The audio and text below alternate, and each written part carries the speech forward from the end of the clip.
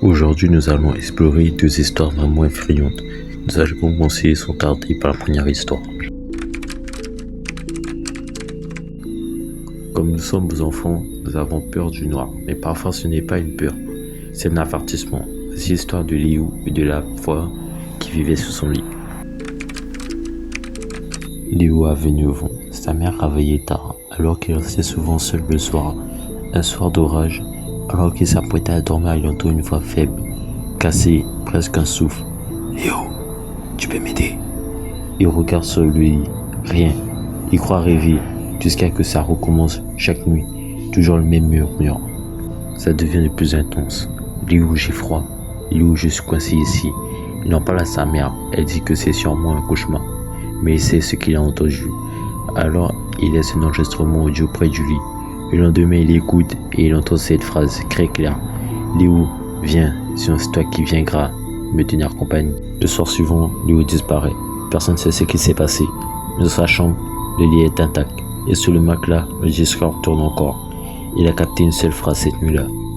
Et un de plus. Tu connais cette mystérieuse sensation d'être observé? Voici l'histoire d'Amélie, de ce qu'elle a trouvé dans son mur.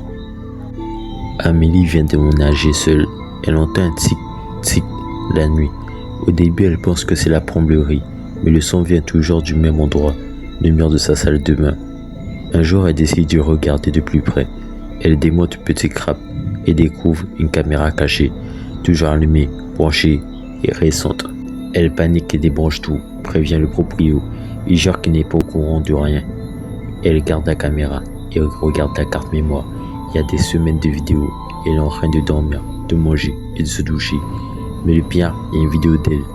Elle n'est pas seule. La vidéo montre une silhouette d'un homme dans son salon, au milieu de la nuit, debout, immobile, à quelques centimètres d'elle pendant qu'elle dort. Elle appelle la police et fouille l'immeuble où il ne trouve personne, sauf une porte condamnée de la local technique. Derrière une pièce, matelas, au sol, nourriture et des photos d'elle, partout. Malheureusement, la vidéo est un peu courte. À l'instant que je tourne la vidéo, il est 1h du matin. Donc c'est pour ça qu'elle est un peu courte. Si vous avez aimé, n'oubliez pas de vous abonner, de liker et de partager. On se retrouve pour une prochaine vidéo. Ciao.